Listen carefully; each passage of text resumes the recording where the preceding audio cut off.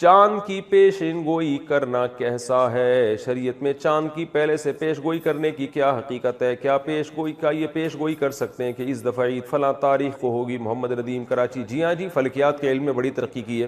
بعض دفعہ فلکیات سے یقینی طور پہ پتہ چل جاتا ہے کہ یہ روزے 30 ہوں گے یا 29 ہوں گے. تو اگر ماہر فلکیات کو 100% یقینی طور پہ کیلکولیشن سے پتہ چل گیا اور وہ بتا دیں تو کوئی حرج نہیں ہے اس میں. لیکن بعض دفعہ فلکیات کے ماہرین خود کنفیوز ہوتے ہیں کہ بھئی امکان ہے، تو پھر وہ پیش گوئی امکان ہی کی کریں. یعنی وہ بتائیں کہ بھئی امکان 29 کا بھی ہے 30 کا بھی ہے، وہ یہ بتا دیتے ہیں اتنے % امکان ہے. تو اس میں کوئی حرج نہیں ہے، اس سے ہلال کمیٹی کو آسانی ہوتی ہے. باقی ہلال کمیٹی نے کرنی اپنی ہوتی ہے، وہ فلکیات والوں کی پیش گوئیوں کو آج کل لفٹ نہیں کراتی ہے. رویت ہلال کمیٹی کے اعلان کے خلاف عید کرنا. رویت ہلال کمیٹی نے روزے کا اعلان نہیں کیا، مگر کسی گاؤں میں چاند دیکھا گیا تو وہ گاؤں والے روزہ رکھیں یا نہیں؟ اسد اللہ لغاری سے نہیں رکھ سکتے، کیونکہ چاند کے ہونے نہ ہونے کے فیصلہ کرنے کی اتھارٹی شریعت نے گورنمنٹ کو دی ہے. تو گورنمنٹ یا اس کی طرف سے نامزد کمیٹی، تو جب تک وہ کمیٹی اعلان نہیں کرے گی، ایسے تو آپ خود بتاؤ نا، ملک میں فساد پیدا ہو جائے گا. وہ کہہ رہا ہے میں نے دیکھا ہے، وہ کہہ رہا ہے وہ ادھر گواہی لے رہا ہے، وہ ادھر گواہی لے رہا ہے، تو ہر گلی محلے میں پھڈے ہوں گے پھر تو اس لیے یہ اتھارٹی حکومت کے پاس ہے. ہاں، گاؤں والوں میں جس آدمی نے اپنی آنکھوں سے دیکھا وہ رکھ لے، لیکن اس کی گواہی دوسروں کے لیے حجت نہیں ہے. اگر کوئی کہتا ہے میں نے اپنی آنکھوں سے دیکھا تو موسٹ ویلکم، آپ رکھیں روزہ. بھائی ہم جب تک اپنی آنکھوں سے نہیں دیکھیں گے یا حکومت کا اعلان نہیں سنیں گے تو اس وقت تک ہم روزہ نہیں رکھیں گے. تو گواہی دینا، گواہی کو لینا، گواہی کو سن کے اس پہ فیصلہ کرنا، یہ ہر آدمی کو اس کا حق نہیں ہے، بلکہ یہ حکومت کو اس کا حق حاصل ہے. ویسے بھی آپ دیکھ لیں نا، کوئی قتل کے کیسز ہوتے ہیں، چوری کے کیسز ہوتے ہیں، ہر آدمی تھوڑی ٹھیے لگا کے بیٹھتا ہے. اس کو کہا جاتا ہے بھائی تھانے میں جاؤ یا عدالت میں جاؤ یا کوئی حکومت کی طرف سے کوئی نامزد کمیٹی ہو اس کے پاس جاؤ. اچھا بھائی، پوری دنیا میں ایک دن رمضان اور عید ہو سکتی ہے. چاند کے اختلاف مطالعے کا کہاں تک اعتبار ہے؟ ایک دوست سے یہ اعتراض کرتے ہیں کہ پوری دنیا میں کہیں بھی چاند نظر آ جائے تو سب ممالک کے مسلمانوں کو روزہ وغیرہ رکھنا چاہیے وغیرہ وغیرہ. محمد فہد نواز ڈیرہ اسماعیل خان سے، وہ جب رکھنا چاہیے جب پوری دنیا میں ایک خلافت ہو اور وہ خلیفہ نے کہیں سے بھی گواہی لے کے پوری دنیا پہ نافذ کر دی. تو پھر ہے کہ پھر پوری دنیا میں ایک ٹائم پہ رمضان شروع ہوگا اور ایک ٹائم پہ عید ہوگی. لیکن اگر پوری دنیا میں حکومتیں الگ الگ ہیں تو ایک حکومت دوسرے حکم کے فیصلے کی شرعاً پابند نہیں ہے انتظامی چیزوں میں، تو اس میں پھر وہ فیصلہ کر سکتی ہے کہ بھئی ہم اپنی کمیٹی کو ترجیح دیں گے، یہاں کے نظام کو ترجیح دیں گے. لیکن اگر گورنمنٹ فیصلہ کر لیتی ہے کہ ہم نے، یا سارے اسلامی ملک مل کے فیصلہ کر لیتے ہیں کہ ہم نے اس معاملے میں ایک کنٹری کو اتھارٹی دے دی ہے، وہ جب فیصلہ کرے گا تو ہم سب پہ نافذ ہوگا، تو پھر سب پہ نافذ ہو جائے گا. جیسے آج اگر ساری دنیا کے اسلامی ممالک مل جائیں اور وہ فیصلہ کریں تمام ملکوں کے سربراہ کہ بھئی سعودی حکومت جس دن روزے کا اعلان کرے گی تو وہ اعلان ہمارے لیے بھی ہوگا اور ہم اس کو نافذ العمل سمجھیں گے، اور سعودی حکومت جس دن عید کا اعلان کرے گی تو ہم شرعاً ہم پر بھی حجت ہوگا. تو اگر سارے ملکوں کے کنٹریز یہ فیصلہ کر لیں تو پھر پوری دنیا میں ایک عید ہو جائے گی اور ایک رمضان ہو جائے گا اور بہت اچھا ہو جائے گا. لیکن جب تک گورنمنٹ یہ فیصلہ نہیں کرتی تو اپنے طور پر کسی کے لیے یہ شرعاً جائز نہیں ہے کہ وہ اپنے کنٹری میں 1.5 اینٹ کی الگ مسجد بنائے اور وہ کہے کہ نہیں جی میں کسی اور کنٹری کے حساب سے چلوں گا یا کسی اور ملک کی گواہی کے حساب سے چلوں گا. یہ شرعاً جائز نہیں ہے. اچھا بھائی، چاند رات میں کیا عبادت کی فضیلت ہے؟ لیلۃ الجائزہ یعنی چاند رات کی شریعت میں کیا فضیلت ہے؟ اسامہ صاحب کراچی سے. اس پر میں مستقل بیان کر چکا ہوں. دیکھیں، عید کی رات، بقرعید اور عید الفطر کی رات کے بارے میں کچھ احادیث ہیں جن میں آتا ہے اس کی رات میں بہت عبادت کی فضیلت ہے، لیکن ان میں سے کوئی بھی حدیث صحیح نہیں ہے، بلکہ انتہا درجے کی ضعیف حدیثیں ہیں. لیکن اب چونکہ کثرت سے ہیں تو بعض علماء اس طرف گئے ہیں کہ اتنی ساری حدیثیں درجہ حسن تک پہنچ جاتی ہیں، اور دوسری بات یہ کہ فضائل میں ضعیف حدیثیں بھی چلتی ہیں، تو اس لیے بہت سے علماء اس طرف گئے ہیں کہ بھئی اس رات میں عبادت کرنی چاہیے، عید کی رات اور بقرعید کی رات میں یہ فضیلت کی رات ہے. لیکن بعض محققین اس طرف گئے ہیں کہ ایک تو روایتوں میں ذوف بہت زیادہ ہے، دوسرا وہ قیاس کے بھی خلاف ہے. قیاس کے خلاف اس لیے ہیں کہ دیکھیں شریعت کا ایک حکم، شریعت کا ایک مزاج یہ ہے کہ جیسے ہی سورج غروب ہوتا ہے اسلام کہتا ہے افطار میں جلدی کرو. کیوں؟ کہ اب روزے کا ٹائم ختم ہو گیا. اسی طرح جیسے ہی چاند نظر آیا تراویح ختم، کیونکہ رمضان کے حکام جو تھے وہ ختم. اسی طرح نبی صلی اللہ علیہ وسلم عید الفطر کے دن نماز سے پہلے کچھ میٹھا کھایا کرتے تھے. اس میں یہی حکمت تھی، یہ بتانے کے لیے کہ آج ہمارا روزہ نہیں ہے. تو اس سے پتہ چلتا ہے جب رمضان جاتا ہے تو اپنے تمام لوازمات کے ساتھ جاتا ہے. تو راتوں کی عبادت کی جو فضیلت تھی رمضان کی، رمضان جاتے ہی وہ فضیلت بھی ختم ہو گئی اور دن میں روزے کی جو فضیلت تھی رمضان جاتے ہی وہ روزے کی فضیلت بھی ختم. یہی وجہ ہے کہ نبی صلی اللہ علیہ وسلم پہل کر رہے ہیں. حالانکہ بقرعید میں آپ جلدی نہیں کھاتے تھے, لیکن عید الفطر میں آپ عید سے پہلے کچھ کھاتے تھے. اس میں بڑی حکمت یہی ہے کہ بھائی اب روزہ ختم ہو چکا ہے, اب تو کھانے میں جلدی کرنی ہے. تو اس کا تقاضا یہ ہے کہ عید کی جو رات ہے وہ آرام کی رات ہو, اور وہ جو رمضان میں ایک پورا اللہ نے ہم سے عبادت کروائی اور اس کی راتوں کو لوگ لیلۃ القدر میں جاگے اور رمضان کی راتوں کو عبادت کیا, تو وہ عبادت کا ٹائم اب ختم ہو چکا ہے. اب یہ رات ایک نارمل رات کی طرح ہے. تو لہذا اس میں کوئی عبادت کر لے تو ٹھیک ہے, اچھی بات ہے. اگر کوئی اس نیت سے عبادت کرتا ہے کہ رمضان میں عبادت کا جو میں نے اپنے آپ کو عادی بنایا ہے وہ میں کنٹینیو کروں تاکہ میری عادت نہ چھوٹے, تو اس نیت سے اگر کوئی عبادت کرتا ہے تو ٹھیک ہے. لیکن ہماری رائے یہی ہے کہ اس میں اگر الگ سے عبادت کی کوئی خاص فضیلت وارد جو ہوئی ہے وہ ضعیف ہے اور قیاس کے بھی خلاف ہے. تو اور ویسے بھی آپ خود سوچیں نا کہ اگر رمضان عید کی راتوں کو عبادت کریں گے لوگ, اتنی فضیلت کی رات ہے تو ظاہر ہے زیادہ جاگیں گے پھر اس میں, تو پھر عید کا دن کیسے منائیں گے؟ یعنی عید تو اسلام میں صبح شروع ہوتی ہے نا, صبح اگر آپ تھکے ہوں گے تو وہ عید کا دن تو آپ کا وہ تھکاوٹ میں گزرے گا پھر. تو یہ سب چیزیں کہ یعنی ایک اشکالات ہوتے ہیں اس قول پر جو کہتے ہیں کہ عیدین کی راتوں میں عبادت کرنی چاہیے. تو اسلام میں دن جو ہے, رات جو ہے وہ دن کے تابع ہوتی ہے. تو روزے کے دن میں, رمضان میں دن میں روزہ, رات اس کے تابع ہے تو رات میں عبادت. اب عید کا دن جب کھانے پینے کا دن ہے, خوشی کا دن ہے, تو اس کی رات بھی عید کے دن کے تابع ہوگی, تو وہ عبادت کی رات ہوگی نہیں. لیکن اس نیت سے عبادت کوئی کر لے کہ میں نے رمضان میں جو تہجد کی عادت ڈالی ہے وہ عادت مجھ سے چھوٹے نہیں, تو اس نیت سے اگر کوئی رات کو عبادت کرتا ہے تو نہ صرف جائز بلکہ ثواب ہے. تو پھر اس میں عید کی رات نہیں, پھر اگلے دن بھی کرے, اگلے دن بھی کرے, تاکہ یہ عادت جو اس کو عبادت کی پڑی ہے کنٹینیو رہے. تو کنٹینیو رکھنے کے لیے اگر کوئی عبادت کرتا ہے تو بہت اچھی بات ہے. لیکن ہماری رائے یہی ہے کہ عیدین کی رات میں الگ سے کوئی فضیلت ثابت نہیں ہے. بہرحال دوسری طرف بھی علماء ہیں, تو جب علماء میں اختلاف ہوتا ہے کسی مسئلے میں تو جس عالم کی بات, جس پہ زیادہ اعتماد ہو اس کی بات کو لے لینا چاہیے, دوسرے پہ رد نہیں کرنا چاہیے. کیا چاند رات میں دعائیں قبول ہوتی ہیں؟ کیا چاند رات میں دعائیں قبول ہوتی ہیں؟ شمس الحق راول پنڈی سے. میرے علم میں نہیں ہے کہ الگ سے کوئی فضیلت ہو چاند رات میں دعاؤں کی قبولیت کی. باقی اللہ نے دعا قبول کرنے پر کوئی ٹائم نہیں متعین کیا, جب چاہیں دعا کریں, لیکن اس کی الگ سے کوئی فضیلت نہیں ہے میرے علم میں. اگر کسی کے پاس کوئی حدیث ہو, ظاہر ہے ہم ایسا علم کا دعویٰ تو نہیں کرتے کہ ہر کچھ ہم نے پڑھ لیا ہے سب کچھ. بعض دفعہ یہ ہوتا ہے میں کوئی بات کہتا ہوں تو لوگ حوالہ بھیج دیتے ہیں, تو میں رجوع کر لیتا ہوں. تو میرے علم میں اب تک ٹوٹی پھوٹی ہم نے تحقیق کی ہے, کوئی ایسی روایت مجھے ملی نہیں ہے جس میں یہ آتا ہو کہ چاند رات میں دعائیں قبول ہوتی ہیں. اگر کسی کے علم میں ہو تو کائنڈلی وہ حدیث کا ریفرنس بھیج دیجیے گا. فوتگی والے گھر میں پہلی عید کیسے منائیں؟ جس کے گھر میت ہو اور پہلی عید آ جائے تو کیا حکم ہے؟ یعنی کیا رشتہ داروں کا عید میں تعزیت کے لیے آنا, رونا دھونا, اور اس طرح فیملی والوں کا نئے کپڑے نہ بنانا, یہ کیا حکم ہے؟ نہیں, یہ جائز نہیں ہے.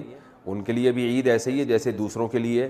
ہاں یہ ایک الگ بات ہے کہ ان کو غم ہوتا ہے, اور عید کے دن اگر ان کے آنسو نکل جائیں اپنے پیاروں کو یاد کر کے, اپنے مرحومین کو یاد کر کے, تو اس میں کوئی گناہ نہیں ہے کیونکہ یہ غیر اختیاری چیز ہے. لیکن عید والے دن باقاعدہ غم منانا اور یہ کہنا کہ یہ نئے کپڑے نہیں سلوائیں گے اور سب رونے دھونے کی نیت سے ان کے گھر جمع ہو جائیں گے, یہ ٹھیک نہیں ہے. ویسے جمع ہو جائیں کہ ان بیچاروں کو غم پہنچا تھا تو آج ہم ان کی عید کی خوشیوں میں شریک ہو گئے, تھوڑا غم ہلکا کر دیں, اس میں کوئی حرج نہیں ہے. غم منانے کے لیے جانا جائز نہیں ہے, غم ہلکا کرنے کے لیے جانا ان کے گھر میں جائز ہے. عیدی دینے کی شرعی حیثیت, عید کے دن بچوں کو جو پیسے دیتے ہیں اس عیدی کے نام پہ, اس کی کیا شرعی حیثیت ہے؟ صدام حسین کشمیر سے. بھائی بچوں کو اگر عیدی نہیں دیں گے تو بچوں کی عید کہاں سے ہوگی؟ تھوڑا بہت تو اتنا بھی آپ مشکل نہ بنائیں میرے بھائی دین کو. تو بچوں کو تو خوشی ہی عید میں اسی کی ہوتی ہے. ہاں اس کو بہت زیادہ اتنی بھاری بھاری رقمیں اب لوگوں نے باندھ لی ہیں جس پہ بندے کو ٹینشن شروع ہو جاتی ہے کہ یار میرے پاس اتنے پیسے ہیں نہیں اور بچے سارا میری جائیدادیں پی جائیں گے عیدی میں. تو ہلکا رکھنا چاہیے. تو اپنے بچوں کو یا اپنے قریبی رشتہ داروں کو تھوڑے بہت پیسے دے دیں تو کوئی حرج نہیں ہے اس میں. لیکن وہی بات ہے کہ انسان پہ اس کی طاقت سے زیادہ گنجائش سے زیادہ بوجھ ڈالنا یہ بہرحال حرام ہے.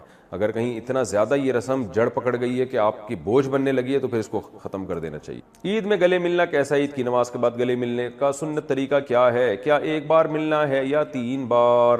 افضل راجہ, عید کے دن گلے ملنا سنت سے ثابت نہیں ہے, اس رسم کو ترک کر دینا چاہیے. اس کی وجہ سے بہت ٹینشن ہونے لگی ہے, عید منانا مشکل ہو جاتا ہے. بندہ نکلا اور ہزاروں کا مجمع آگے کھڑا ہوا ہے, امام صاحب سے عید ملیں گے, تو امام صاحب دنیا میں کسی سے ملنے کے لائق نہیں رہتے. تو اس لیے جو چیز شریعت میں نہیں ہے اس کا اضافہ نہیں کرنا چاہیے. بس مصافہ کر لیں, عید مبارک کہہ دیں, دعائیں دے دیں اور پتلی گلی سے نکل لیں. میں نے تو دیکھا ہے لوگ راستے بدل رہے ہوتے ہیں اور بعض لوگ تو 3 دفعہ گلے مل رہے ہوتے ہیں, وہ تو بہت ہی ٹینشن میں ہوتے ہیں.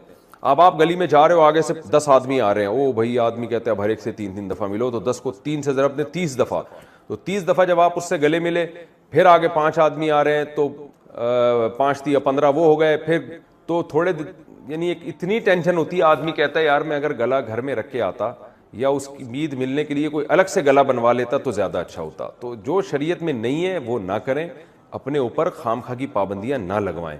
تو اس لیے لوگ راستہ بدل دیتے ہیں. میں نے دیکھا بھائی وہاں سے پورا جتھا آ رہا ہے دوستوں کا, بھائی ادھر سے ٹن مار, بھائی یہاں سے نکل, تو اتنی ٹینشن. تو اس لیے جو ہلکا شریعت نے جس کام کو ہلکا رکھا ہے اس کو ہلکا ہی رہنے دے. تو مصافہ کر لیں, عید مبارک کہہ دیں. وہ بھی مصافہ بھی جب کریں جب آمنا سامنا ہو جائے. نہیں ہوتا تو اسپیشل وہ عید کے لیے مصافہ کرنے بندے کے پاس جا رہے, یہ بھی ٹھیک نہیں. بس اپنے قریبی رشتہ داروں سے مل لیا کریں. اچھا بھائی, عورت گھر پر عید کی نماز کیا پڑھ سکتی ہے؟ کیا عورت گھر پر عید کی نماز پڑھنی چاہیے؟ اگر ہاں تو اس کا کیا طریقہ ہے؟ تہذیب انور اتر پردیش. نہیں جی, عورت عید کی نماز گھر پہ نہیں پڑھ سکتی. عید کی نماز اگر پڑھنی ہو تو عیدگاہ میں جہاں بھی جماعت ہو رہی ہے وہاں شرکت کرنا ضروری ہے. عید کی مبارکباد دینا کیسے؟ عید کی مبارکباد دینا کیسے؟ وسیم احمد, اچھی بات ہے, دعا ہے مبارکباد. مبارک کا مطلب اللہ اس دن کو آپ کے لیے برکت والا کرے, تو یہ ٹھیک ہے, کوئی حرج نہیں ہے اس میں. جمعۃ الوداع اور عید میں نیا لباس پہننا رمضان المبارک میں. جمعۃ الوداع اور عیدین میں نیا لباس پہننے کی کیا شرعی حیثیت ہے؟ مرد اور عورت دونوں کے بارے میں حکم بتا دیں. حفصہ نور. دیکھیں الگ سے حدیث میں یہ تو نہیں ہے کہ نیا لباس پہنو, لیکن یہ حدیث میں آتا ہے جمعے کے دن بھی اور عید کے دن بھی آپ صلی اللہ علیہ وسلم سب سے بہترین لباس پہنتے تھے. تو اگر کوئی بہترین لباس کے لیے نیا لباس سلوا لیتے ہیں تو اس میں بھی کوئی حرج نہیں ہے, بلکہ اس زمانے میں عید کی بات کر رہا ہوں, جمعۃ الوداع کی نہیں. تو عید کے دن نیا لباس سلوا لینا چاہیے, کیونکہ شاعر اسلام میں سے ہم ذرا ذرا سی باتوں پہ نئے نئے کپڑے سلوا رہے ہوتے ہیں. کسی کی شادی میں جانا ہے, ختنے تک میں جانے کے لیے کپڑے سلوا رہے ہیں آج کل لوگ. تو عید تو شاعر اسلام میں سے اللہ نے ہمیں یہ دن دیا ہے خوشی منانے کے لیے. تو اس میں اگر کسی کو اللہ نے وسعت دی ہے تو افضل اور بہتر یہی ہے کہ وہ پراپر نئے کپڑے سلوائے اور اچھی کوالٹی کے کپڑے سلوائے. اور اس میں مرد اور عورتیں برابر ہیں, خواتین کو بھی چاہیے مردوں کو بھی چاہیے. باقی جمعۃ الوداع کے دن اچھے کپڑے پہننا جمعہ ہونے کی وجہ سے تو ٹھیک ہے, لیکن جمعۃ الوداع کی الگ سی کوئی فضیلت نہیں ہے. تو اس لیے اس دن آپ جیسے جمعے کو کپڑے پہنتے ہیں, چاہے نئے پہنتے ہیں یا پرانے استری کر کے دھو دھا کے نیا بنا لیتے ہیں, تو عام جمعوں کا جو حکم ہے جمعۃ الوداع کا بھی وہی حکم ہے. اس میں الگ سے نئے کپڑے پہننے کی کوئی فضیلت نہیں ہے. ختم تراویح پر مٹھائی بانٹنا, کھانا کھلانا. مساجد میں ختم تراویح کے نام پر بریانی یا شیرینی بانٹنا کیسا ہے؟ عابد محمود, بہت بری اور ناپسندیدہ رسم ہے, بچکانہ رسم ہے ایک قسم کی. خاص طور پر مٹھائی اور لڈو بانٹنا تو بہت ہی بچکانہ, جیسے بالوشاہی بٹ رہی ہے, جیسے پتہ نہیں کیا کیا تم نے. بچکانہ حرکت ہے, قبیح رسم ہے, اس کو چھوڑ دینا چاہیے, اس کی حوصلہ افزائی نہیں کرنی چاہیے. باہر ملک والے صدقہ فطر کس حساب سے دیں گے؟ ہم سعودی عرب میں کام کرتے ہیں, پاکستان میں ہمارے گھر والے ہماری طرف سے صدقہ فطر ادا کریں تو کس حساب سے ادا کریں گے؟ ریال کے حساب سے یا پاکستان کے روپیے کے حساب سے؟ محمد رفیق, سعودی عرب میں جو صدقہ فطر دے رہا ہے جہاں وہ رہتا ہے اس ملک کی کرنسی دیکھی جائے گی اور اس ملک میں آٹے کی ویلیو دیکھی جائے گی. تو اس ملک میں آٹے کی ویلیو دیکھی جائے گی. تو سعودی عرب میں اگر کسی نے صدقہ فطر دینا ہے اور دینا پاکستان میں ہے, خود سعودی عرب میں رہتا ہے, تو وہاں دیکھا جائے گا میرے بھائی 2.25 کلو یا 2.25 کلو آٹا ہے, کیونکہ علماء میں بعض کہتے ہیں 2.25 کلو, بعض کہتے ہیں 2.25 کلو. تو وہاں کا دیکھا جائے گا 2.25 کلو آٹا کتنا ہے, پھر کتنے ریال میں آ رہا ہے, پھر یہاں فون کر دیں بھائی یہاں سعودیہ کے حساب سے اتنے پیسے بنتے ہیں تو پاکستان میں اتنے پیسے ادا کر دو. اعتکاف سے نکلنے والے کو پھول کا ہار پہنانا. اعتکاف کے بعد جب لوگ گھروں کو جاتے ہیں تو لوگ ان کو پھولوں کے ہار ڈالتے ہیں, اس بارے میں کیا حکم ہے؟ ولی الرحمان. یہ بھی عجیب سی حرکت ہے, کوئی حلال حرام کا مسئلہ نہیں ہے, بس تھوڑی نامناسب سی بچکانہ سی حرکت لگتی ہے. اعتکاف کر کے آ رہا ہے اس کو بس سلام کریں, مبارکباد بھی دے سکتے ہیں بھائی, اللہ آپ کو اللہ نے قبول کیا, اب تشریف رکھیں, بس اپنی نارمل روٹین شروع کریں اور گناہوں سے پاک زندگی گزاریں, اتنا کافی ہے. پھولوں کا ہار پہنانا یہ ناپسندیدہ اور قبیح رسم ہے. میں حرام کی بات نہیں کر رہا, ناپسندیدہ ہے. بہرحال عید سے پہلے نوافل پڑھنا, عید کے دن فجر کی نماز کے بعد عید کی نماز تک نفل پڑھنا کیسا ہے؟ نبیل اعوان, مکروہ ناپسندیدہ عمل ہے. فجر پڑھ کے گھر جائیں اور عید کی تیاری کرنا شروع کر دیں. عیدگاہ میں آ کے نوافل پڑھنا صحیح عمل نہیں ہے, جائز عمل نہیں ہے. عید الفطر کتنے دن کی ہے؟ عید الفطر اور عید الاضحیٰ ایک دن کی ہوتی ہے یا 3 دن کی؟ زوجہ منصور کڑک سے. عید الفطر 1 دن کی ہوتی ہے. عید الاضحیٰ میں قربانی کے ایام 3 ہیں, 3 دن ہیں, اور چوتھا دن اس میں روزہ رکھنا حرام ہے. تو اس لحاظ سے ہم یہ کہہ سکتے ہیں کہ عید الاضحیٰ کے احکام 4 دنوں تک رہتے ہیں، 3 دن تک قربانی اور چوتھے دن بھی روزہ حرام، اور عید الفطر کا جو حکم ہے وہ 1 ہی دن تک رہتا ہے، کیونکہ 1 ہی دن روزہ حرام ہوتا ہے، اگلے دن روزہ رکھ سکتے ہیں آپ۔ رمضان کے بعد کیا تبدیلی لائیں، رمضان کے بعد زندگی میں کیسے تبدیلی لائیں؟ عبداللہ صاحب لاہور سے، بھائی رمضان میں ہی توبہ کر کے تبدیلی لے آئیں، بات کا انتظار نہ کریں اور توبہ کر لیں۔ اللہ میں تمام صغائر کبائر گناہوں سے بچنے کا تجھ سے وعدہ کرتا ہوں، اور جو رمضان میں عبادت کا معمول بنا ہے تو تھوڑا تھوڑا اس کو پورے سال کنٹینیو رکھیں۔ جیسے روزوں کی عادت پڑ گئی ہے تو اب ایسا نہیں کہ عید کا چاند نظر آتے ہی روزے بالکل غائب، بلکہ آپ پیر جمعرات کا روزہ رکھیں، ایام 20 کا روزہ رکھیں، اسی طرح رات کو تھوڑے بہت نوافل کا معمول۔ کیا شوال کے 6 روزے رکھنا جائز ہیں؟ جی سنت ہے، صحیح مسلم کی حدیث ہے، آپ صلی اللہ علیہ وسلم نے فرمایا، حدیث کا مفہوم ہے پورے سال کے روزوں کے برابر ہے۔ رمضان کے بعد جو 6 روزے رکھتے ہیں شوال کے، یہ پورے مہینے میں کسی بھی وقت رکھ سکتے ہیں آپ، لگاتار رکھنا ضروری نہیں ہے، پورے مہینے میں 6 کمپلیٹ کر لیں۔ اچھا، اس میں یہ ضرور ہے کہ 6 روزوں میں قضا کے رمضان کی نیت نہیں ہو سکتی۔ بعض خواتین کے روزے رہ جاتے ہیں نا ایام کی وجہ سے، تو کہتے ہیں ان 6 روزے ہم قضا شوال میں رکھ لیں گے تو نفل بھی ہو جائیں گے، ایسا نہیں ہوتا، یا تو قضا ہوں گے یا نفل ہوگا۔ تو جو روزے جن کا کوئی سبب ہوتا ہے ان میں 2 نیتیں ٹھیک نہیں ہوتی، البتہ سبب اگر متحد ہے تو پھر 2 نیتیں بھی ٹھیک ہو جائیں گی۔ کیا مطلب؟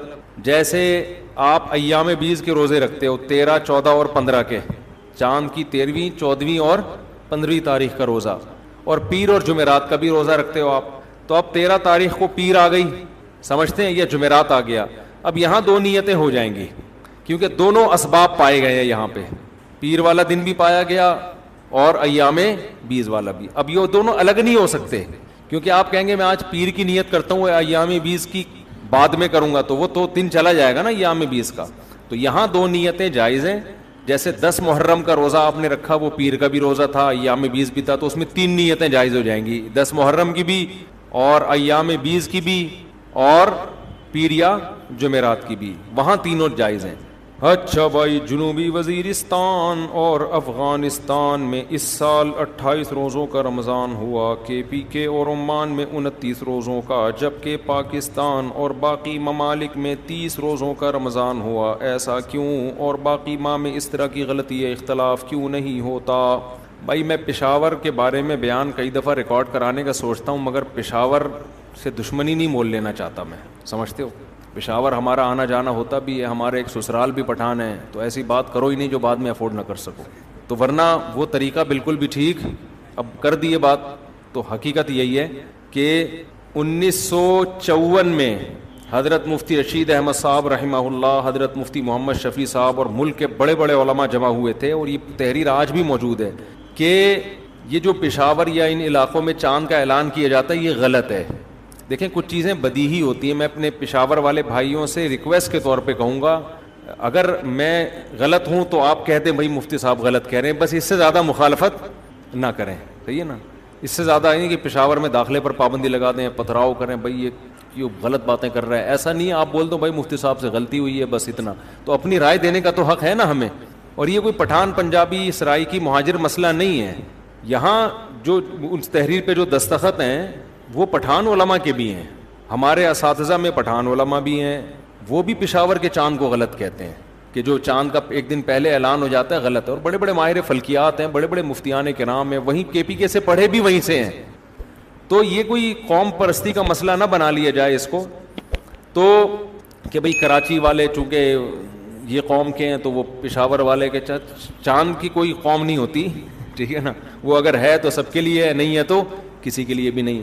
تو ہم نے خود بھی تجربہ کیا ہے کہ چند سال پہلے ہم نے خود بھی اپنے لوگ بٹھائے پہاڑوں پہ، وزیرستان پہ بھی بٹھائے، پورا نیٹ ورک بنایا کہ یار کہیں چاند نظر آئے تو بتاؤ، کسی کو کبھی بھی نظر نہیں آیا، لیکن پھر اعلان ہو جاتے 130 افراد نے گواہی دی، 160 افراد نے گواہی دی۔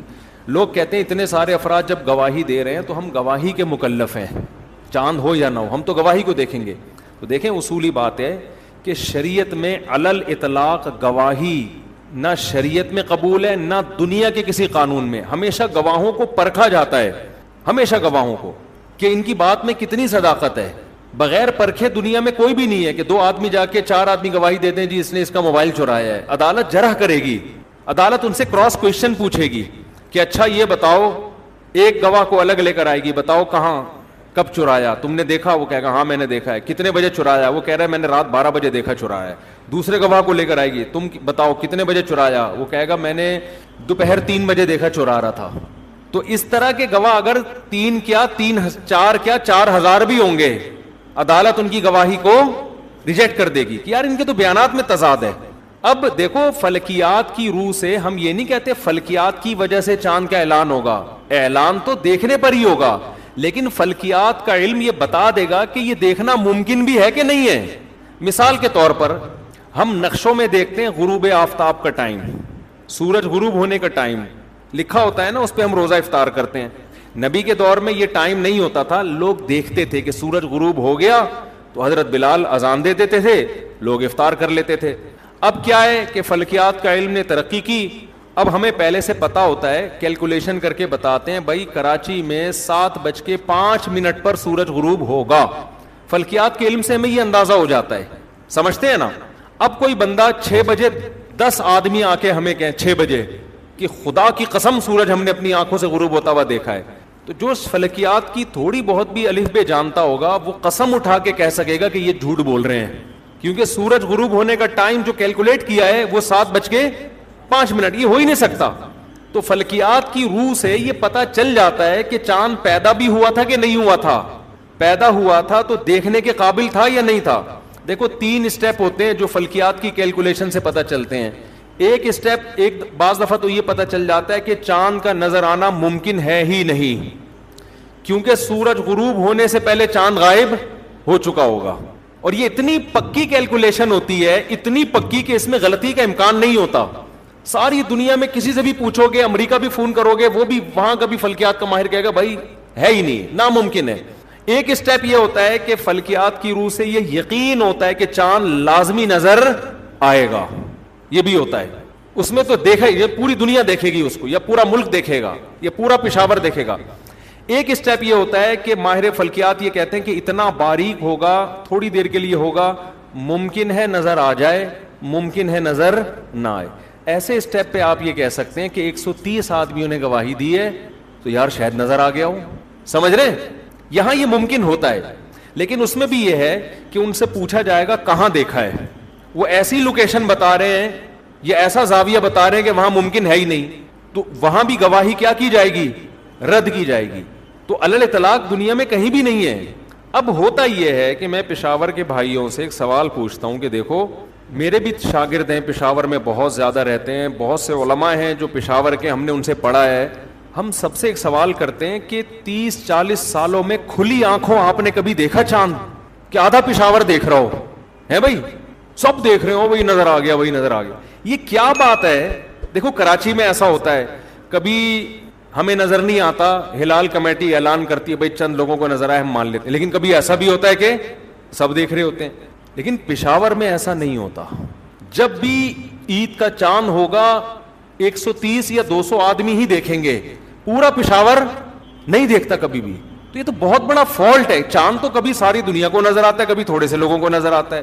یہ کیسی بات ہے؟ دوسری بات, میں نے بارہا خود, میں ممبر پہ بیٹھ کے دیکھو جھوٹ نہیں بولوں گا, بہت مشکل ہوتا ہے ممبر پہ بیٹھ کے جھوٹ بولنا. ہم نے بارہا خود یہ مشاہدہ کیا ہے, میں نے فون کر کے یعنی لوگوں سے معلومات حاصل, آپ خود دیکھ لینا وہاں پہ, میری بات پہ نہ جائیں, کہ عید والے دن بھی چاند نظر نہیں آیا, سمجھ رہے, عید والے دن بھی کھلی آنکھوں چاند نظر نہیں آیا. ہمیشہ ایسا نہیں ہوتا, لیکن بعض دفعہ ایسا ہوتا ہے. حالانکہ 30 کا چاند تو لازمی موٹا ہوتا ہے, ساری دنیا دیکھتی ہے. اگر اس وقت بھی چند لوگوں کو نظر آ رہا ہے تو یہ واضح علامت ہے کہ بھئی پہلے دن چاند دیکھنے میں آپ سے بہت بڑی مسٹیک ہوئی ہے, اور یہ کئی سالوں سے چلا آ رہا ہے سسٹم. یہ پھر محرم میں نہیں اختلاف ہوتا, یکم محرم ہمارے ساتھ, یکم ربیع الاول ہمارے ساتھ, سفر ہمارے ساتھ, شعبان ہمارے ساتھ. اب آپ مجھے بتاؤ, ہمارے ساتھ شعبان چلتے چلتے جب آپ 28 تاریخ کو پہنچے ہمارے ساتھ, تو آپ کے لیے تو چاند دیکھنا جائز ہی نہیں تھا. میں سمجھا پا رہا ہوں اپنی بات. 28 کے بعد آپ نے کیسے دیکھ لیا چاند؟ آپ کے ہاں جو اخبار چھپا اس میں بھی 28 شعبان, ہمارے ہاں جو اخبار چھپا اس میں بھی 28 شعبان, وزیرستان میں جو اخبار نکل رہا ہے اس میں بھی کیا لکھا ہوا ہے 28 شعبان. اس کے بعد اعلان ہو جاتا ہے کل رمضان ہے. حالانکہ دنیا میں کہیں بھی 28 کا مہینہ نہیں ہوتا. یہ بڑے بڑے فالٹ ہیں. تو اس لیے بالکل تعصب سے بالاتر ہو کر بالکل نیوٹرل ہو کے آپ غور کیا کریں تو آپ کو پتہ چلے گا بھئی یہ اختلاف خامخواہ کا بنایا ہوا اختلاف ہے. اگر تھوڑا سنجیدگی سے غور کریں اور ہلال کمیٹی پہ خامخواہ کے الزام لگانا کہ یہ چاند یہ کھا جاتے ہیں, اگر روزہ کھا جاتے ہیں تو پھر روزہ رکھتے کیوں ہیں, 30 روزے کیوں کر لیے؟ اور پھر روزہ اتنی اہم عبادت ہے, اگر 30 کے دن عید نہیں تھی روزہ تھا. اب دیکھو یہاں پشاور میں 29 روزے ہوئے ہیں, 30ویں دن پشاور والوں نے عید منائی ہے. میں پشاور والوں سے کہتا ہوں جو میرا بیان سن رہے ہیں, آپ نے اپنی آنکھوں سے دیکھا چاند؟ نہیں دیکھا ہوگا کسی نے, یہی ہوگا کہ وہ جی وہاں سے اعلان ہوا ہے ان لوگوں نے دیکھا ہے. تو آپ نے اپنی زندگی میں کبھی دیکھا؟ اس سے بڑا سوال. جو بھی بیان سن رہے ہیں نا وہ اپنے ضمیر پہ ہاتھ رکھ کے کہیں, کسی کی نہ سنیں. ہو سکتا ہے میرا بیان سن کے کوئی آ جائے کہ میں نے دیکھا ہے, میں نے دیکھا. میرا جو بیان سن رہا ہے وہ اپنے بارے میں کہ میں نے خود دیکھا ہے کبھی, وہ کہے گا میں نے خود کبھی بھی نہیں دیکھا. تو یار کبھی کبھی چاند اتنا باریک ہوتا ہے کہ وسیم بھائی دیکھ لیتے ہیں, ستار بھائی نہیں دیکھتے, لیکن کبھی تو ایسا پہلی کا چاند ہوتا ہے کہ آدھا شہر تو کم از کم دیکھ رہا ہوتا ہے نا. تو یہ کیا بات ہے کہ آدھا بھی نہیں دیکھتا, اور بعض دفعہ اگلے دن بھی نظر نہیں آ رہا ہوتا. اس کا مطلب بھائی سسٹم میں کوئی فالٹ ہے. اور سب سے بڑی بات یہ, ان دلائل کو رکھیں ایک طرف. جب ایک کنٹری میں آپ رہتے ہیں تو شریعت کا حکم ہے اطیعوا اللہ و اطیعوا الرسول و اولی الامر منکم. اے ایمان والو, اللہ اس کے رسول اور اولو الامر کی, اولو الامر کہتے ہیں ہر چیز کے اولو الامر الگ ہوتے ہیں, تو حکومت کے اولو الامر حاکمین ہوتے ہیں, تو حاکم کی اطاعت کرو. گواہی لینے اور مسترد کرنے کا رائٹ حکومت کے پاس ہے, ہر آدمی کے پاس انفرادی طور پہ یہ حق حاصل نہیں ہے. کیونکہ اس طرح تو میں بھی ایک مقام بنا کے بیٹھ جاؤں اور میں گواہیاں لینا شروع کر دوں, کیا پتا چلے گا ان میں صحیح فیصلہ کون کر رہا ہے اور غلط فیصلہ کون کر رہا ہے؟ یہ کیسے پتا چلے گا؟ تو اسلام نے اس مسئلے کو حل یہ کیا ہے کہ بھئی جہاں بھی اختلاف کا خطرہ ہو تو مینجمنٹ جو گورنمنٹ ہوگی نا اس کو یہ رائٹ ہوگا. تو جب گورنمنٹ نے کمیٹی نامزد کر دی ہے تو گواہیاں لینے کی اور گواہیاں رد کرنے کا اختیار کس کے پاس ہے؟ اس متعلقہ کمیٹی کے پاس ہے. اس کے علاوہ کسی اور کو یہ حق حاصل نہیں ہے. کوئی کرے گا تو شرم کا لدم ہے. ہاں جو خود اپنی آنکھوں سے چاند دیکھ لے, خود اپنی آنکھوں سے, تو اس کا چاند صرف اس کے حق میں حجت ہوگا, دوسرے کے حق میں حجت نہیں ہوگا. دوسرے کے حق میں حکومت کا فیصلہ حجت ہوگا. یہ 2 اور 2 4 کی طرح بات ہے. ورنہ بھائی پھر کوئٹہ میں الگ بناؤ, کوئٹہ کا چاند تو ہمارے ساتھ ہوتا ہے نا, ورنہ کوئٹہ میں الگ کمیٹی بناؤ, باجوڑ میں الگ کمیٹی بناؤ, سوات میں الگ کمیٹی بناؤ, کراچی میں الگ کمیٹی بناؤ. مجھے یہاں 130 گواہیاں, وہاں 200, وہاں 300, وہاں گواہی بالکل نہیں. یہ تو ایک چوچو کا مربع بن جائے گا. تو اگر عوام کو یہ حق حاصل ہے یا کسی عالم کو یہ حق حاصل ہے تو پھر ہر عالم کو حق حاصل ہے, اور اگر عالم کو یہ حق حاصل نہیں ہے تو پھر کسی بھی عالم کو یہ حق حاصل نہیں ہے, پھر صرف حکومت کو یہ حق حاصل ہے. تو بہرحال وہ رکھ رہے ہیں, اللہ ان کے روزے کو قبول کرے, کسی پہ ہم طنز نہیں کر رہے, اعتراض نہیں کر رہے, لیکن یہ میری رائے نہیں, یہ بڑے بڑے علماء کی رائے ہے جن میں پشتو بولنے والے علماء بھی ہیں. وہ بھی یہی کہتے ہیں کہ یہ نظام صحیح نہیں ہے, عوام پابند ہے حکومتی فیصلے کی. تو اس لیے پشاور میں جن لوگوں نے 30 تاریخ کو عید بنائی ہے تو احتیاط اسی میں ہے کہ ایک روزہ وہ لوگ قضا کر لیں. ہاں KPK کی گورنمنٹ نے اگر اس کو اناؤنس کر دیا ہو, KPK کی گورنمنٹ نے, اور اس گورنمنٹ کو وفاقی حکومت نے اجازت دی ہو اناؤنس کرنے کی, وفاقی حکومت کی طرف سے پرمیشن نہیں ہے پھر نہیں, وفاقی حکومت نے اجازت دی ہو کہ بھئی KPK کی گورنمنٹ اپنے طور پہ اعلان کر سکتی ہے, اگر گورنمنٹ لیول پر اعلان ہوا تو پھر ٹھیک ہے. اگر یہ اعلان KPK کی گورنمنٹ لیول پر نہیں ہوا ہے, کسی نجی کمیٹی نے اعلان کیا تھا عید کا, تو ٹھیک ہے آپ نے عید منا لی, اب جو ہو گیا وہ ہو گیا, لیکن احتیاط اسی میں ہے کہ آپ ایک روزہ قضا کر لیں, کیونکہ رمضان کا روزہ ہے, اس کی بہت ویلیو ہے, اس کو ضائع نہ کریں. مفتی صاحب میرا رشتہ طے ہو گیا ہے لیکن لڑکی والے 1 سال کا ٹائم لے رہے ہیں, مجھے زنا کا خطرہ ہے, کیا میں رشتہ توڑ سکتا ہوں؟ بالکل توڑ سکتے ہیں آپ, ان کو بولے شادی کرنی ہے بھی کرو, نہیں تو میں نہیں کر رہا, جاؤ. پھر جو نیا رشتہ آئے گا وہ 4 سال کا ٹائم لیں گے, یہ بھی ذہن میں رکھنا. مفتی صاحب میں آپ کے 5 سال سے بیانات سن رہا ہوں, آپ کے بیانات نے میری زندگی بدل دی ہے, میں آپ کا تہہ دل سے شکریہ ادا کرتا ہوں, آپ ہی کی وجہ سے آج میں توحید پرست ہوں, میں آپ کا وغیرہ وغیرہ, جزاک اللہ جی. مفتی صاحب میرے بھائیوں کے عقیدے صحیح نہیں ہیں, وہ بات میں یا علی مدد کہتے ہیں, میں توحید پر ہوں, وہ اللہ سے مدد مانگنے میں شرک کرتے ہیں, میں ان کے ساتھ تعلق رکھنا کیسا ہے؟ ان کو محبت سے سمجھائیں, باقی نہیں مانتے تو چھوڑ دیں اپنے حال پہ. مزاج ہوتا ہے بعض لوگوں کا, بعض لوگ مزاج کے بدعتی ہوتے ہیں, بعض لوگ مزاج کے مشرک ہوتے ہیں, ان کو بدعتیں پسند ہوتی ہیں کہ یار یہ بھی کچھ چیز, یہ بھی چیز کھینچا تانی کر کے نا نکالتے رہتے, ان کو مزہ آتا ہے اس چیز میں. اور بعض مزاج کے شرکیہ مشرک ہوتے ہیں, اور بعض مزاج کے توحیدی ہوتے ہیں, ان کو توحید سننے میں مزہ آتا ہے. تو یہ بھی اخپل اخپل مزاج ہے. تو دعا کرنا چاہیے اللہ توحید والا مزاج بنائے. مفتی صاحب میں نے قبرستانوں میں کئی بار دیکھا ہے کہ لوگ قبروں پر تلاوت کرتے ہیں بلند آواز میں اور پھول پانی میں ڈالتے ہیں, جائز ہے؟ نہیں, جائز نہیں ہے. یہ تلاوت تو کہیں سے بھی کی جا سکتی ہے. پبلک لمیٹڈ ادارے کمپنی پر حکومت کی طرف سے لازم ہوتا ہے کہ وہ اپنے مالی سال کے منافع میں سے 5% اپنے ملازم کو ادا کرے. حکومت کی طرف سے لازم ہے کہ یہ رقم سال کے اختتام ہونے کے بعد اور آڈٹ مکمل ہونے کے بعد فوراً ادا کی جائے گی. رقم ادا کرنے میں تاخیر پر حکومت اس رقم پر مخصوص جرمانہ لگاتی ہے. یاد رہے یہ جرمانہ پہلے سے طے شدہ یہ جرمانہ یہ جرمانہ کمپاؤنڈ انٹرسٹ کی شکل میں لگتا ہے عام طور پر. کہ بھائی پورے اتنے لمبے خطوط نہ لکھا کرو, یہ تو تھوڑا سا ٹائم ہوتا ہے, پورا صفحہ باقی ہے. مختصر سوال پوچھو نا. یہ تو پھر ایسے لمبے سوال کے لیے پورا دارالفتاء ہے, یہاں میں نے نمبر دیا ہوا ہے, ان سے رابطہ کر کے جمع کرا دیں, ریٹن میں جواب مل جائے گا. کیا سید سے شادی کر سکتے ہیں؟ کیوں نہیں؟ اگر سیدوں سے شادی نہ ہوئی تو سید آج زندہ ہوتے, موجود ہوتے. سیدوں سے شادیاں ہوئی ہیں تو مزید سید پیدا ہوئے ہیں, بالکل کر سکتے ہیں. ان کا مقصد یہ ہوتا ہے کہ سید لڑکی غیر سید سے کر سکتی ہے تو باپ کی اجازت سے کر سکتی ہے, اور اگر سید اس کے جوڑ کا نہیں ہے, بالفرض بے دین ہے, تو پھر غیر سید جو دیندار ہے وہ اس سید سے بہتر ہے. سوال, کیا زکوٰۃ کی رقم سگے بھائی کو دی جا سکتی ہے؟ کیوں نہیں بھائی, ڈبل ثواب ہے زکوٰۃ کی رقم سگے بھائی کو دینا. سوتیلے تو آج کل ہوتے نہیں ہیں مارکیٹ میں, تو سگے لگانے کی ضرورت کیا ہے؟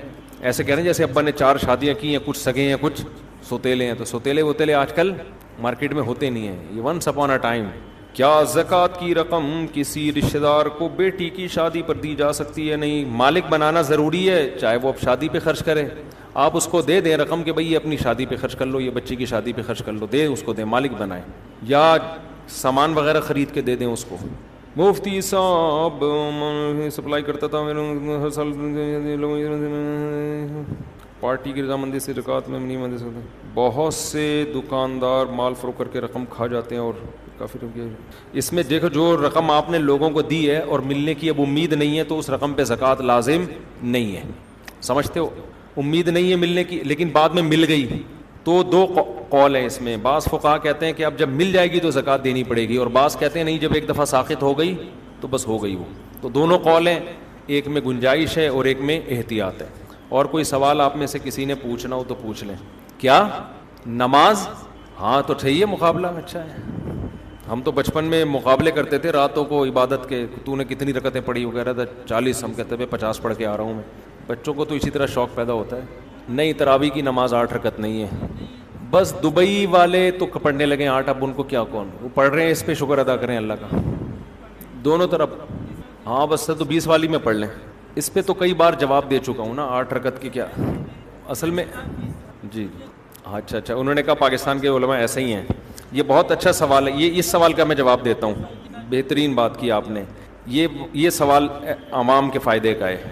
انہوں نے سوال یہ کیا کہ میرا بیٹا وہاں تراویح پڑھتا ہے 8 رکعت, تو یہاں جب علماء کہتے ہیں 20 رکعت, تو یہ ابا ان کو کہتے ہیں بیٹھ جائیے تشریف رکھیے, تو کہتا ہے ان کے ابا کہتے ہیں بیٹا 20 پڑھا کرو, تو کہتے ہیں یہ انڈیا پاکستان کے مولویوں کا ہے 20 رکعت, جو علم تو اصل میں کہاں ہے, وہاں عربوں میں ہے نا. تو یہ تو ان لوگوں کا بنایا ہوا ہے. یہ بڑا آج کل ایک کامن اعتراض ہے کہ یہ اردو اسپیکنگ ہے, یہ اجمی لوگ ہیں, ان کو کیا پتا قرآن و سنت کا, اصل تو عربوں کو پتہ ہے. یہ ایسا ہی ہے, جی ٹی وی نے کچھ دن پہلے مجھ سے سوال کیا انٹرویو کے دوران سوال کیا کہ فقہ حنفی میں 3 طلاقیں 3 ہوتی ہیں. 1 منٹ انکل, مجھے بات مکمل کرنے دیں پھر اگلا. تو آگے وہ فوراً کہنے والے تھے قرآن حدیث میں کتنی ہوتی ہیں, 1 ہوتی ہیں, فقہ حنفی میں کتنی ہوتی ہیں. یہ نا تعبیرات ہوتی ہیں کہ کبھی فقہ حنفی کو قرآن و سنت کے مقابلے میں لا کے کھڑا کرتے ہیں, کبھی علماء جو انڈیا پاکستان کے ہیں ان کو قرآن کے مقابلے میں لا کے کھڑا کرتے ہیں. تو ان کا مقابلہ بنتا ہی نہیں ہے. آپ جواب میں یہ نہ کہا کریں کہ نہیں جی بر صغیر کے علماء کی یہ رائے, عربوں کی یہ رائے. آپ یہ بولا کریں صحابہ کی کیا رائے تھی. سمجھتے ہیں نا. تو میں نے جی ٹی وی کو یہ نہیں کہا کہ فقہ حنفی میں 3 ہے, میں نے کہا تمام صحابہ کا رائے یہ تھی کہ 3 کتنی ہوتی ہیں, ایک مجلس کی 3 ہوتی ہیں. آپ کسی ایک ضعیف حدیث سے بھی دکھا دیں کہ کسی ایک صحابی نے ایک مجلس کی 3 کو 1 کہا ہو, اور چونکہ تمام صحابہ کی رائے میں ایک مجلس کی 3 ہوتی ہیں, اس لیے فقہ حنفی میں 3 کتنی ہے, بولو نا 3 ہے. اور فقہ شافی میں بھی 3 کتنی ہے, 3 ہے. فقہ حنبلی میں بھی 3 کتنی ہے, 3 ہے. فقہ مالکی میں بھی 3 کتنی ہے, 3 ہے. 15ویں صدی کے بعد سعودی مفتیوں نے کہا کہ 3 کتنی ہے, 1 ہے. تو آپ علماء عرب کا علماء پاکستان سے مقابلہ نہ کریں, آپ علماء عرب کا عبداللہ بن مسعود سے مقابلہ کریں, عبداللہ بن عباس سے مقابلہ کریں, حضرت عثمان سے مقابلہ کریں، حضرت علی سے، ان تمام سے صحیح سند سے ثابت ہے. حضرت علی نے بھی 3 کے 3 ہونے کا فتویٰ دیا، خود عرب بھی مانتے ہیں اس بات کو. یہ ایسی صحیح سند ہے، ان کا کوئی انکار نہیں کر سکتا. عبداللہ بن مسعود نے بھی، حضرت عمر نے بھی، حضرت عثمان نے بھی، اور بہت سارے صحابہ ہیں جن میں نے کتاب اس پہ لکھی ہے، اس میں بہت سارے صحابہ کے نام ہیں، اور ایک نے بھی 3 کے 1 ہونے کا فتویٰ نہیں دیا. تو یہی مسئلہ تراویح کا ہے. لوگ جب دیکھتے ہیں سعودی عرب میں 8 پڑھی جا رہی ہیں، انڈیا پاکستان میں 20 پڑھی جا رہی ہیں، تو مقابلہ کراتے ہیں سعودیہ کے علماء کا پاکستان کے علماء سے. حالانکہ سعودیہ میں سارے 8 کے قائل ہیں بھی نہیں، سعودیہ میں بہت سارے علماء 20 کے قائل ہیں، لیکن وہ سرکاری سطح پہ نہیں ہیں، ان کی سنی نہیں جاتی. عام طور پہ جو گورنمنٹ حکومتی سطح پہ ہوتے ہیں ان کا فتویٰ رائج ہوتا ہے زیادہ تر، ورنہ سعودی عرب میں تو آفیشلی فقہ حنبلی ہے. فقہ حنبلی کی تو سب کتابوں میں لکھا ہے 20 رکعت تراویح ہے. تو آپ جب ایسی، آپ کا بیٹا بھی ایسی بات کرے نا کہ یہ انڈیا پاکستان کے علماء یہ کہتے ہیں اور عرب علماء یہ کہتے ہیں، تو ان سے کہو کہ بیٹا انڈیا پاکستان کا عربوں کے ساتھ مقابلہ نہ کراؤ، عربوں کا مقابلہ کراؤ صحابہ کے ساتھ. سمجھتے ہیں نا؟ صحابہ کے دور میں ہمیں کوئی ایک روایت بتا دیں کسی مسجد میں 8 رکعتیں ہوئی ہوں. حضرت عمر سے جو منقول ہے نا 8 رکعتیں، اس کا میں کئی بار جواب دے چکا ہوں، وہ حدیث مسترب ہے. حضرت عمر اور موطا امام مالک کی روایت ہے، اس کو امام مالک خود نہیں مانتے. اور حضرت عمر نے اگر 8 پڑھی ہوتی نا تو اس وقت روئے زمین پر کہیں تو 8 رکعت تراویح ہو رہی ہوتی نا، کہیں تو ہو رہی ہوتی، کہیں بھی نہیں ہے. تو اس لیے ان سے کہا کرے بیٹا آج کے عربیوں کو نہ دیکھو. دیکھیں ڈاکٹر ذاکر نائک قابل احترام ہے، مفتی نہیں ہے وہ، تو ڈاکٹر ذاکر نائک کی فیلڈ ہی نہیں ہے نا فتویٰ. ڈاکٹر ذاکر نائک کی تو یہ فیلڈ ہی نہیں ہے. نہیں ایسا نہیں ہے، ایسا نہیں ہے، نہیں یہ بالکل غلط ہے. تو اچھا ڈاکٹر ذاکر نائک قابل احترام ہے ہمارے لیے، امام شافعی سے زیادہ بڑے ہیں ڈاکٹر ذاکر نائک. امام شافعی تو امام بخاری کے استاذ ہیں، تابعین کا زمانہ دیکھا ہے انہوں نے، تابعین کا زمانہ. اور امام احمد بن حنبل امام بخاری کے استاذ ہیں، امام مالک امام شافعی کے استاذ تابعین کے دور کے، بالکل یعنی نبی کے زمانے کو گزرا ہوا دیکھ رہے ہیں، لوگوں کو نمازیں پڑھتے ہوئے دیکھ رہے ہیں. امام حنیفہ کو آدھی امت نے فالو کیا ہے. تو جناب ڈاکٹر ذاکر نائک 100 بار قابل احترام، تو ان کا مقابلہ بھی لوگ انڈیا پاکستان کے علماء سے کروا رہے ہوتے ہیں، تو یہ مقابلہ ہی غلط ہے. ٹھیک ہے نا؟ آج کے اسکالر کا مقابلہ مفتی طارق مسعود سے نہ کرائیں آپ، یہ حضرت مفتی تقی عثمانی صاحب سے نہ کرائیں. آج کا اسکالر جب بھی کوئی بات کرے تو فوراً لے جائیں اسلاف کی طرف. مقابلہ کس سے کروائیں؟ صحابہ تابعین سے کروائیں آپ کہ وہ کیا کہتے تھے. تو آپ کو انشاءاللہ یہ بات جب آپ دیکھیں گے تو پتا چلے گا کہ بھائی صحابہ اور تابعین جو بات کہہ رہے ہیں نا، وہی بات ابو حنیفہ کہہ رہے ہیں، وہی بات امام شافعی کہہ رہے ہیں، وہی بات امام مالک کہہ رہے ہیں، وہی امام احمد بن حنبل اور ان کے فالوورز وہی بات کہہ رہے ہیں. تو یہ مقابلہ ہی غلط کروایا جاتا ہے. اور کیا پوچھ رہے تھے؟ کوئی سوال؟ لوگ اپنے آپ کو دیوبندی بریلوی کہتے ہیں، تو آپ بھی اپنے آپ کو، میں تو اپنے آپ کو کبھی بھی دیوبندی نہیں کہتا. میں نے اپنے نام کے ساتھ دیوبندی کا لفظ ہٹایا ہے. یہ تو لوگوں نے ہمیں خود ہی کہنا شروع کر دیا، کراچی کے دیوبندی مفتی، کراچی کے دیوبندی مفتی. جی نہیں کہنا چاہیے. مسلمان کو اپنے آپ کو کیا ضرورت ہے دیوبندی کی دھم لگانے کی؟ سیدھے سیدھے مسلمان بن کے رہو. پبلک نے خود ہی بریلویوں سے فرق کرنے کے لیے، جو ان رسومات کو فالو نہیں کرتے ان کو پبلک دیوبندی کہتی ہے. تو خود پبلک نے فرق کیا ہوا ہے نا. اب یہ تو نہیں کہہ سکتے یہ مسلم پارٹ 1 یہ مسلم پارٹ 2. ٹھیک ہے نا بھائی؟ وہ بریلی کے تھے تو ان کو بریلوی کہنا شروع کر دیا، یہ دیوبند کے تھے تو ان کے جو مکاتب ان نظریے سے متفق ہیں ان کو لوگوں نے دیوبند کہنا چاہیے. پبلک نے نام دیا، یہ علماء نے نہیں رکھا نام. احتیاط اسی میں ہے کہ پچھلے سالوں کی دے دے، لیکن نہیں بھی دیتا تو یہ بھی ایک مضبوط قول ہے. جی پی فنڈ میں جتنی بھی رقم ملے گی، جب ملے گی زکوٰۃ ہوگی، اس سے پہلے کوئی زکوٰۃ نہیں ہے اس کے اوپر. نہیں وہ سود بھی نہیں ہے. سوراب گوٹ پہ دودھ کی دکان ہے، پاور ہاؤس میں اتنا فرق ہے. سوراب گوٹ اور پاور ہاؤس میں دودھ کی دکان ہی بھول گئے یار آپ. جی صبح سے لے کے رات تک بیٹھے رہتے ہیں دودھ کی دکان میں. پھر کیا ہوا؟ ابو خرچہ نہیں دیتے آپ کو، نہیں دیتے تو وہ ابا پوری دکان دے دیں گے نا آپ کو. میرا خیال ہے یہ کیا کہہ رہے ہیں آپ؟ جی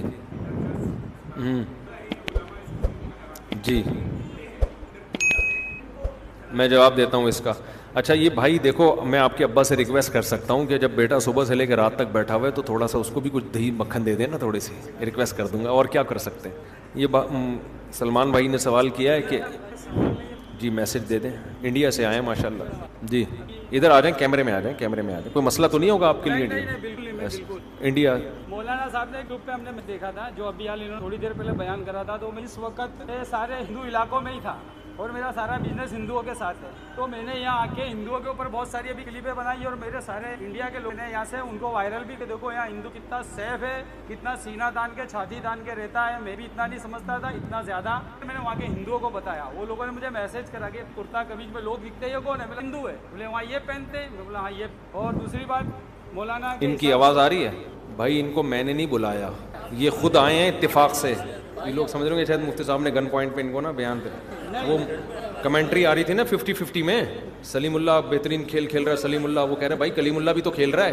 वो कह रहे हैं सलीमुल्लाह, बाद में देखा पीछे बंदूक रखी हुई है। तो मैंने नहीं बुलाया, ये तो आज इत्तेफाक से आ गए हैं।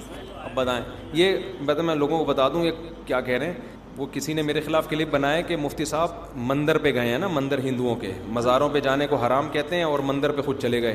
बेटा वीडियो नहीं बनाओ। तो मैंने उनको ये बताया कि मैं मंदिर इबादत के लिए नहीं गया था, मैं मंदिर ये पैगाम देने के लिए गया था इंडिया के हिंदुओं को कि देखो हिंदू यहाँ कितनी अमन और शांति के साथ हैं, और पठान लोग तो कितने इस्लाम में गैरतमंद होते हैं, उन्होंने कितना सेफ रखा हुआ है हिंदुओं का। यहाँ पे कोई उन पे पाबंदी नहीं है, मंदिर महफूज है। मैं मंदिर के अंदर जाके वो जो पंडित जी बैठे हुए थे उनसे इंटरव्यू लिया मैंने, उन्होंने बताया कि भाई हम बहुत मज़े से हैं। तो उसका क्या असर हुआ है इंडिया में, वो अब ये इंडिया से आज ही कोई मेहमान आए हैं ये बता रहे हैं। ये इसकी तमहीद थी, वरना लोग समझने का पता नहीं क्या बात चल रही है। जी मैं भी पहले यही समझता था कि भाई मैं हिंदुस्तान में रहता हूँ, जिस तरह हम हिंदू मुस्लिम मिलके रहते हैं बराबर, इस तरह पाकिस्तान के हिंदू मुस्लिम मिलके नहीं रहते हैं। शायद हमारे हिंदुओं को बहुत दबाया जाता है, हमको ऐसा ऐसा लगता था। इस बार मैं आया ना तो मैं एक्चुअली मैं निजामुद्दीन के मरकज़ में एहतिकाफ में बैठने आया था। वहाँ पे हमारे अभी बैंड लगा हुआ है, नहीं बैठने दिया गया। तो मैं अमृतसर आ गया था थोड़े काम के सिलसिले से। तो मेरे दिल में लालच आ कि मेरा वीज़ा पासपोर्ट लगा हुआ है, मैं पाकिस्तान चला जाता हूँ। तो मैं यहाँ आ गया, एक्चुअली आने का नहीं था। फिर आने के बाद मैंने ऐसा ही टारगेट बनाया कि मैं उमरकोट गया, मेरी एंट्री कराने में पिथौरो था, आजू बाजू के गाँव में था, वहाँ एक पिथौरो पीर का मंदिर भी है, उस पर भी गया। उस मंदिर को जितने मैंने आज़ाद देखा, जितना सिक्योर्ड देखा, इतना सिक्योर्ड मैंने इंडिया के अंदर भी किसी मंदिर को नहीं देखा। उसके चारों बाजू कमांडो होते हैं। मैंने पहली बार वो पिथौरो पीर का ऐसा देखा कि वहाँ पे सिर्फ एक पुलिस का पॉइंट था, लेकिन कोई डर नहीं था। सारे हिंदू इतने आज़ाद और इतने अच्छे से रहते हैं कि मैं सीना तान के लोगों को बता सकता हूँ, वहाँ बोल सकता हूँ कि हिंदू बहुत सेफ़ है, पाकिस्तान के हिंदू सेफ़ है। और जिन हिंदुओं से मिला उन्होंने मुझे ये बताया कि हम 95% तो वापस आ चुके हैं बराबर। हमको वहाँ मज़ा नहीं आया। मैं सारी यानी 15 दिन से यही मुलाकातें लोगों से कर रहा हूँ। और दूसरी बात ऐसी थी कि मौलाना साहब के हम अहमदाबाद गुजरात के अंदर फॉलोअर्स बहुत हैं। मेरे कमेंट मौलाना साहब ने नहीं पढ़े, मैंने बहुत किए थे कि मौलाना साहब मैं आऊँगा तो हम मिलोगे, आऊँगा, तो उसका जवाब मेरे को नहीं मिला। लेकिन इत्तेफाक से मैं आ गया। मेरे भाई हैं, जमात की खिदमत करते हैं, मस्जिद का सब कारोबार संभालते हैं। कल इत्तेफाक से बात निकली, बोले हम मिला देंगे, तो आज मैं होशे आ गया, तो मेरा बहुत बड़ा काम हो गया माशाल्लाह। दूसरा कि मौलाना साहब के बयान सुन के जेंट्स तो नहीं लेकिन हमारे यहाँ की लेडीज़ बहुत मुतासिर हो के बहुत अमल करने लगी है। जो ऐसी थी कि बहुत ज़्यादा दिया करती थी, पर्दे के एहतमाम नहीं करती थी, ये मौलाना साहब के बयान सुन के यानी कि बहुत माशाल्लाह दीनदारी आई है। मैं इसके लिए मौलाना साहब का बहुत बहुत शुक्रिया अदा करता हूँ। अगर मौलाना साहब हमारा कोई प्रोग्राम इंडिया में करना चाहेंगे, और हालांकि मैं एक बहुत बड़े मदरसे से और हॉस्पिटलों से जुड़ा हुआ हूँ जिनके बारे में मौलाना साहब भी जानते होंगे। मैं मौलाना दारुल फैज़ान अल कुरान का नाम सुना होगा आपने, मौलाना हबीब अहमद, हम बचपन के साथी और मैं उनसे जुड़ा हुआ हूँ। अस्सलाम वालेकुम। क्या नाम क्या है आपका? रजान अली। आपने कुछ हिंदी के अल्फाज बोले हमारी चमत्कार। रमजान अली, रोजे रखे आपने, ये बताएं मुझे, रोजे रखे रमजान में, रोजे रखे, सही चमत्कार हो गई आज हमारी। इंडिया से आए हैं ना, अहमदाबाद में। अच्छा माशाल्लाह, अच्छा। तो आपने बहुत कमेंट्स किए थे, मैंने पढ़े नहीं। अच्छा, इंडिया जो है ना, मुझे बहुत लोग बुलाते हैं, मैं कहता हूँ वीज़ा जब लगवाओगे फ़ौरन से पहले आ जाऊँगा। बस ये आप वीज़ा जिस दिन लगवाया, इंडिया तो हमारे आबाई वतन है भाई। मोदी से सलाम दुआ करवा दो ना कोई। आप अभी निंदन को बताएं, चाय का याद दिलाएं, हमने कितना इकराम किया, चाय पिलाई, तौलिया डाला, इज़्ज़त के साथ रुखसत किया, सारी दुनिया ने सलूट किया कि यार देखो एक पायलट को, इन्होंने इंडिया के पायलट को इज़्ज़त से रुखसत किया है। ये वास्ता दें, वसीले से दुआ में इख्तलाफ है, ठीक है ना, लेकिन इसका वसीला जी अच्छा मैसेज किया ना पाकिस्तान।